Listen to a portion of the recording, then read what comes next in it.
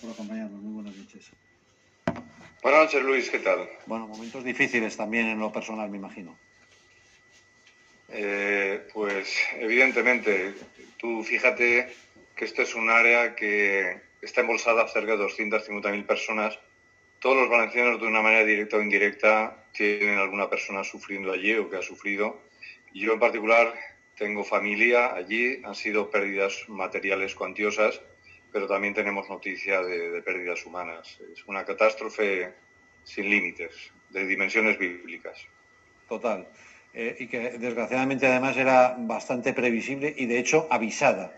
Y frente a todo eso, la desidia, incluso la perversión por parte de la clase política.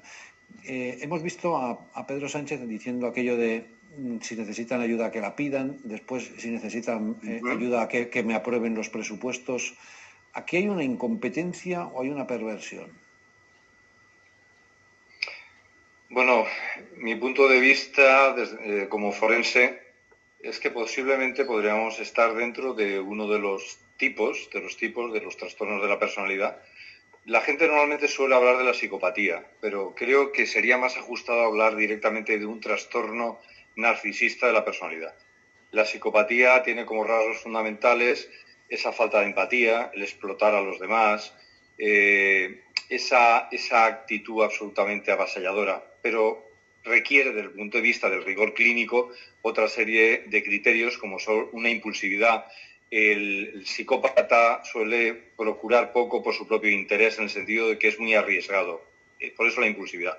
De verdad, el diagnóstico que mejor le cuadraría al señor Sánchez Castejón sería el de narcisismo. Además es que es difícil que no cumpla todos y cada uno de los criterios que establecen los manuales de psiquiatría y de desórdenes mentales. Tenemos allí una opinión de sí mismo sobrevalorada, tenemos también una necesidad de tener siempre el elogio y la admiración de los demás, y si esto no se produce es una gran frustración. Imaginémonos ese perfil, con qué sentimientos se pudo ir el otro día de Paiporta, ¿no? Cuando los valencianos nos negamos a responder, o respondimos, mejor dicho, a sus humillaciones y no nos agachamos, no lo adoramos, ¿no? Esto que tú planteabas al principio de si queréis ayuda la pedís es una forma de humillar a todo un pueblo, particularmente al valenciano, que es un pueblo bastante orgulloso. Y yo como tal me considero así, pero en el buen sentido, ¿no? ¿A qué santo vamos a tener que pedir de rodillas algo que por derecho nos pertenece? Característica del narcisista. Es también un absoluto desprecio hacia los sentimientos y deseos de los demás, porque es autorreferencial. Y así toda una serie de rasgos que son absolutamente compatibles con ese diagnóstico. Estaríamos delante claramente de un trastorno narcisista orientado a una satisfacción de ese propio ego, con una satisfacción y un complejo de impulsos que tiene que ver mucho, pues posiblemente con ese sadismo derivado del poder, y una personalidad francamente peligrosa, como ha venido demostrando continuamente, donde la manipulación, el engaño, lo que es el cinismo absoluto, porque el cinismo, hay que recordar que no se trata solamente de la hipocresía, sino además la falta absoluta de recato, el mentir sin pestañear, por decirlo de una manera llana. Y ese es un rasgo que hemos advertido y que sorprende a propios y extraños cuando vemos decir una cosa y la contraria, sobre todo sin inmutarse. Que los políticos nos mientan, Luis, no es ninguna novedad. Lo realmente, digamos, diferencial en este caso es que se hace con un aplomo absolutamente sorprendente para el observador.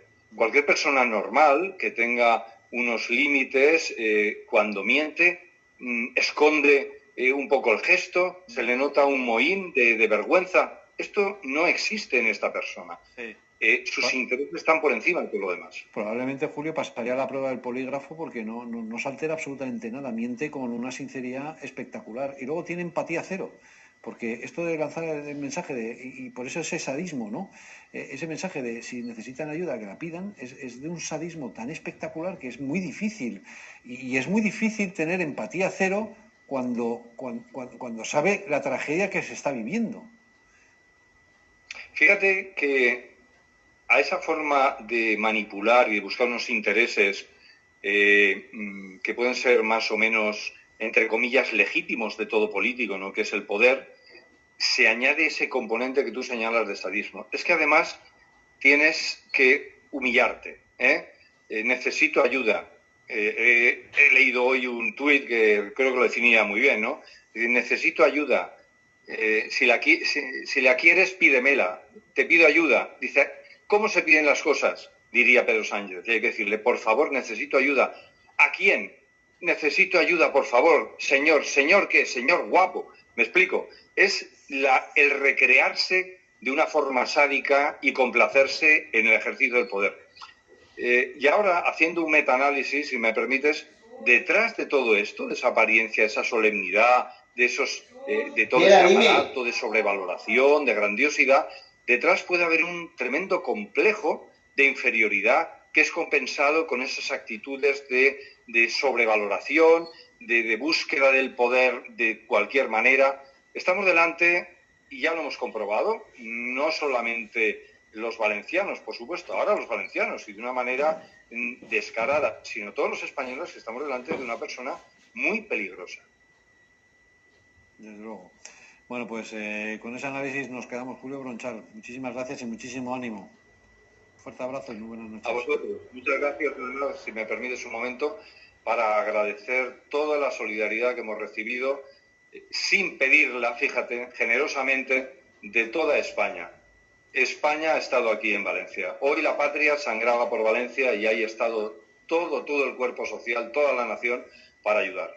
Y sí, estoy muy, muy agradecido. La buena noticia, Julio, de toda esta crisis, dentro de todo ese lodo, ese barrizal, ha sido ese gesto de solidaridad y otra vez volver